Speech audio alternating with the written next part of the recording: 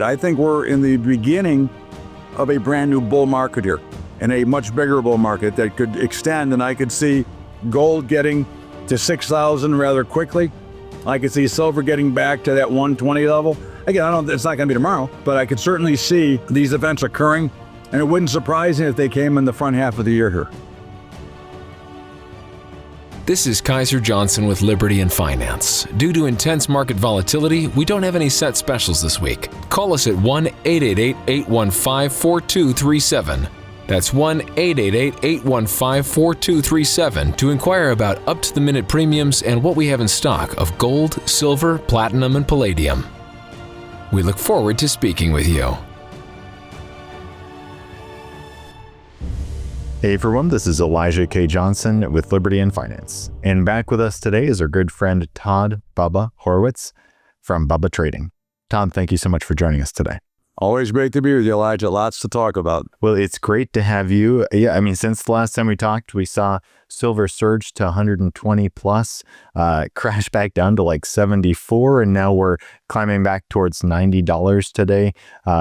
Really just really volatile markets. We also had the Fed chair announcement last week. Your take on what is happening in the precious metal space right now? Well, I think that the sell-off in silver, especially, which was down 36% Friday, was pretty predictable. I mean, I'm not going to say 36% was predictable, but the inevitable crash or fall, when you get a market that goes parabolically higher and they just keep buying, what happens when the market finally reaches the peak, there's no buyers left. And there's nobody to sell to. And I think that a lot of people found out during this period that had silver that were trying to sell maybe some of their physical metals, that there was no bid on the street either. It was very hard to get anywhere near a spot if you were a seller.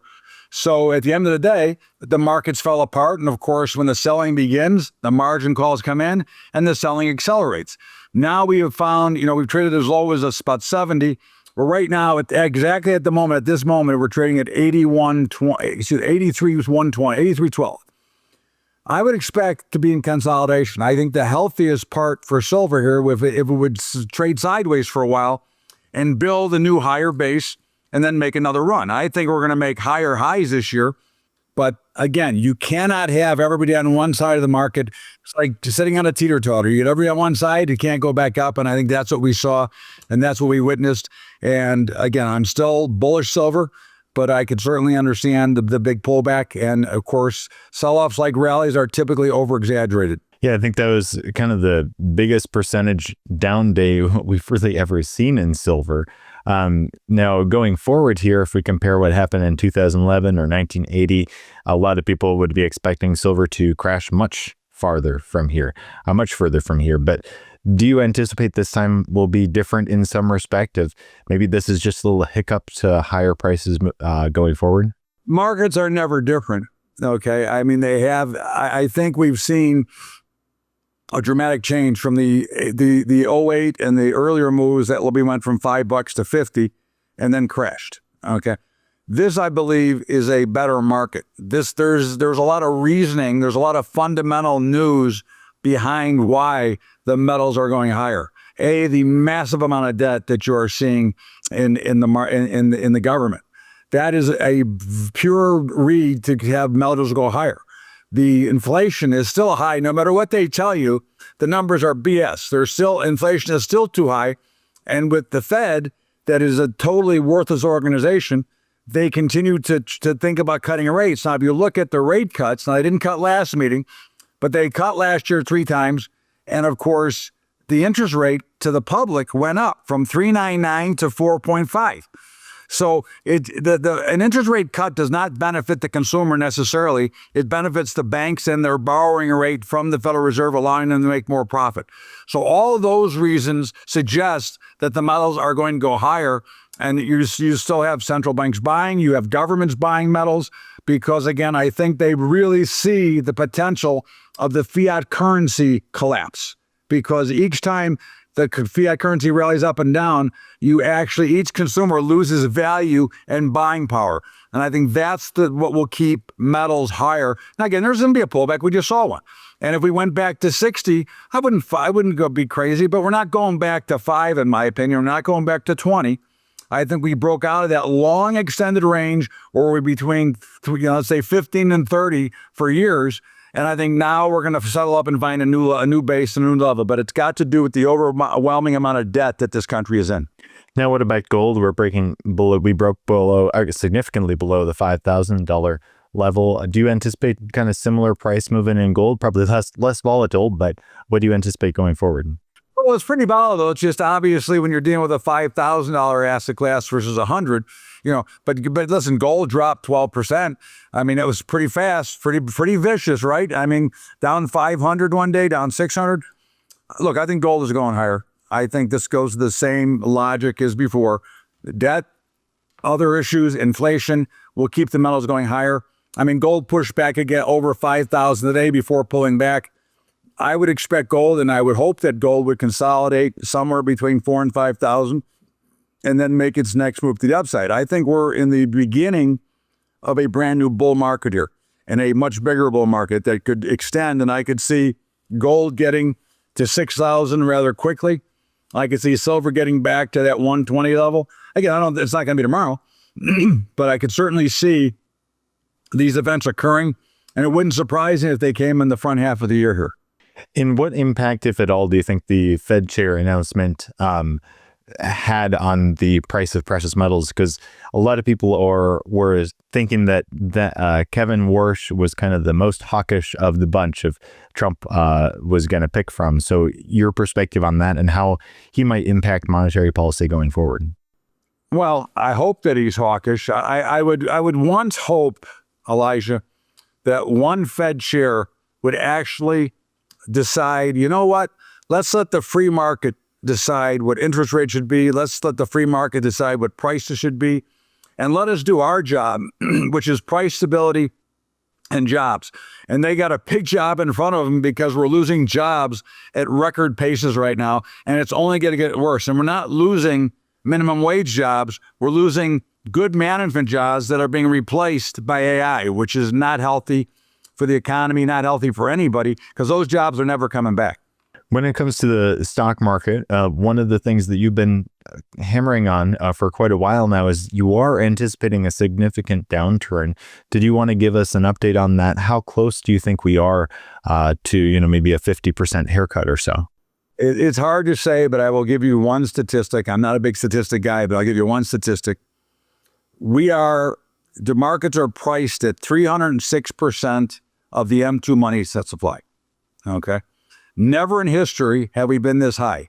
The last time we got over 300% was the dot-com bubble, and we all know what happened there. So there are so many warning signs out there right now. But again, can I tell you when it's going to happen? No. They're down pretty healthy today, but it's one day. And basically, we're still in a pretty much of an uptrend. So I cannot predict the top, nor would I try to. I think what most people fail to understand is that when these markets do turn around, you'll have plenty of time to sell it. You'll have plenty of time to sell what you own. Okay. What happens is people wait and then it's too late and then they panic. When you recognize that the actual trend is turned, that is the time to either get short or liquidate if you're going to liquidate and not wait until everybody else is panicking. Very similar. Listen, I sold some silver at 100. Okay. Yes, it went to 120, but I was happy to be out at 100. Now, when it's at 75 or 80, I'm very happy to be out at 100. I think a lot of people, a few people that we have had on the show have also been saying, yeah, they were selling at 100 and stuff, and they were calling it. Clem Chambers was one, Christopher Mullen, another who sold around that area, and we did see this big pullback. And I think that's something for those who are trading or who are looking to take profits. It sometimes is difficult when everyone is so bullish, certain sector, to really just take profits and let the trend run from there. And I think foregone gains are something that a lot of people are hesitant to accept. I think the biggest advice I can give anybody is you should be pissed off that you didn't make as much as you should have. Okay. Because you're going to be a lot happier because these events occur all the time. If you're thinking of selling, then pick a number and sell it. Don't try to you're not going to sell the top. It does not work that way. You're not going to buy the bottom. If you're trying to sell it and you think you want to sell, pick a level, take it, and get out. If you want to buy it, pick a number and take it and be willing to live with it. Again, we cannot predict the overall outcome. We cannot predict the insanity that goes on when markets are panicking. Okay, it's just like trading places. They panicking out there. I can feel it. You cannot predict that. So you have to look at it objectively and know that when a market is going straight up at a 90-degree angle or higher, that is most likely going to be the end of that move, and it's a great time to take some profit off the table. Certainly. And I think, that's one example that we just saw. Another thing that a lot of people have been looking at, and you as well, are ratios, because when we're talking about inflation, the dollar is continuously losing value. So if you just pick a number, maybe in the short term that works, but over the long term, you might want to also be looking at ratios, the stock market versus the M2 money supply, as you mentioned. What are some other ratios that maybe you're looking at right now to consider when different sectors are overvalued? Well, I think you look at actually what the PE ratios are. If you look at that stuff, I don't look at it a lot, but you know when they're dramatically overvalued, but you have to be very careful because it's not an individual issue that may be undervalued or overvalued. You have to look at the sector as a whole. For example, if I told you something was a 5.2 PE ratio, you say, oh, that's pretty cheap. But if the industry is 4.0, then that's pretty expensive. So you have to understand, if you're looking in tech, you're looking at competing tech, if you're looking at AI, the other ratios are ridiculously high. But they're all ridiculously high, which makes that a fairer market. Okay? So again, you have to understand the marketplace that you're dealing in and not hone in on one individual. And you can then play in that market. I think you can also look at the option market. The option market, the volatility will tell you what the markets are thinking. It's really not a fear index, but it acts like a fear index, which is the VIX. Okay. And the VIX is up pretty solid today because the markets are down. But if the VIX starts to trend over 20, you can bet that there's going to be a much bigger sell-off. Right now it's at 19, so it's really just churning back and forth. But the VIX, the option market, you can look at, because they will tell you what projected moves are. And also by seeing when things get too high in volatility, that tells you that there's a big move coming. And normally that big move is to the downside. I think it certainly should be an interesting market going forward. We're looking at $10 up, $10 down in silver. We just have never seen volatility like this before. On Friday, we saw, silver down 35% at one point. So do you anticipate that kind of volatility to continue? And I guess what should people be expecting going forward? I would expect the metals to be extremely volatile for at least the next few weeks, if not longer. Obviously, they're just resolving out what just happened. So there's going to be, you see today, gold is right now up 278 as we're talking. It was up as much as 350. It was lower overnight for a while. Again, you're going to see these wild swings. In fact, when I am day trading with my people, which I do every morning around the opening, okay, I said, your guys are probably better off staying out of gold right now, although it's a great trader. But your risk is so great because basically you're looking at moves $10 at a time, not $1, not 50 cents. You're looking at $10 at a time. So if you're trading one micro contract, that's $100 per risk minimum. So I expect to see some wild action like this to continue for at least a couple of weeks, if not longer. These markets have to stabilize. And for right now, they're trading in a very wide range on a daily basis. Right now we're up at 276. It wouldn't shock me if they fell apart for the rest of the day either. Again, this is the part of the markets that you have to be able to understand. So it's a very much of a whipsaw right now because you've got those trying to bargain hunt off of the big sell-off, and you've still got some sellers trying to get out. So you have that battle going on. And of course, the markets, although the volume is extremely heavy, the bid offer per strike is very thin. So you can see these big whips and you can see them move, as I said, $10, $12 at a time. So it's a very dangerous market to trade, could be extremely lucrative. But again, it all goes back to the psychology and the constitution of the person trading it. Moving forward, also looking at commodities, I know you anticipate more inflation in the future. So are you bullish on commodities in general as well? It's hard to be really bullish. I am bullish on the grains, but that's more of a play on the price of where they're trading now because they're so inexpensive compared to what they should be. But we are in very dangerous position for stagflation. High unemployment, which we have now, high inflation, which we have now, and it's getting worse with the Federal Reserve. That spells stagflation, which is not good for commodity prices as a general rule. So I do like the grain markets here. I think the cattle markets are very much overpriced. I think there's a lot of value, but again, this will go back to the risk that somebody's willing to take. How long can you carry the trade? And for whatever you do in any of these trades, do not over leverage yourself. Although it's easy to do not create too much leverage for yourself because leverage is only good when it's going in your favor. When it's going against you, it's very expensive and it creates a lot of panic trades out of it. If you had any, last thoughts for our viewers, we're seeing, the government shutdown.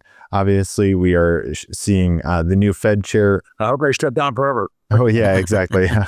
Hopefully. But any last thoughts before we let you go about what people should be focusing on right now in these crazy markets? I just think that you should be, if you own gold or you want to buy gold, I think you pick a spot and you want to scale in a wild market, great. Okay. If you want to get out of some of your gold, look for a rally like today. This is a perfect opportunity. If you want to get out of some, I think you should still be a buyer of gold. I think you should still look for spots. Again, even if I think that I'm right on the equities, there will be some value plays in some of the equities. So I think you have to look objectively and don't look for like an opinion of somebody says, well, the markets are going down, the markets are going up. I think each individual needs to look objectively at a chart or at the fundamentals, if you are a fundamental trader, and look for a reason to buy or not to buy. Don't force yourself to buy because you heard on CNBC that somebody was telling you to buy ABC.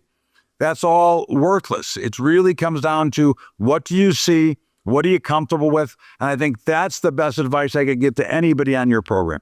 Yeah, it reminds me what legendary investor Jim Rogers talks about is only invest in what you actually know about. And then also Rick Rule has been on our channel talking about how he writes himself a huge essay, essentially, when he buys something. This is the reason I'm buying it. And if those reasons don't change, then, he really holds on to it even through volatility and stuff. So it's really good to have that plan, know why you're investing, certainly. Exactly. Have a plan, have a reason. And if you're taking risk that you can't afford, that's you can't afford, but you're taking risk that you're only taking a short-term risk, then establish your exit before you make the entry. Fantastic. Well, Todd, we have your website linked in the description of this video, bubbatrading.com. Can you tell us a bit about this and any last thoughts you had? Yeah, we educate and have some programs that, we do some automation and have some automatic programs that are really great. And I hedge my portfolio, so I'm happy when the markets go down because I get to accumulate more stock. But we're basically into education because I think the biggest lack in this business is that people don't get educated on understanding how markets actually function. And Elijah, just for your audience, we just came out with a new product called the Pulse of the Pit. Okay, and it comes out every morning. It's kind of like the Wall Street Journal Barron's and other things combined into one with some headlines and some links that they can look at. It's going to be $9 a month, but anybody here who wants to try it for 3 months for free, all you got to do is email me at bubba@bubbatrading.com. I'll be happy to let them check it out. It's called the Pulse of the Pit, and on Mondays, we send out Metals Monday. Fantastic. Well, thank you so much, Bubba, for your time, and God bless. Elijah, always a pleasure. Appreciate it, and have a great day, and go get it, Tiger. This is Kaiser Johnson with Liberty and Finance. Due to intense market volatility, we don't have any set specials this week. Call us at 1-888-815-4237. That's 1-888-815-4237 to inquire about up-to-the-minute premiums and what we have in stock of gold, silver, platinum, and palladium. We look forward to speaking with you.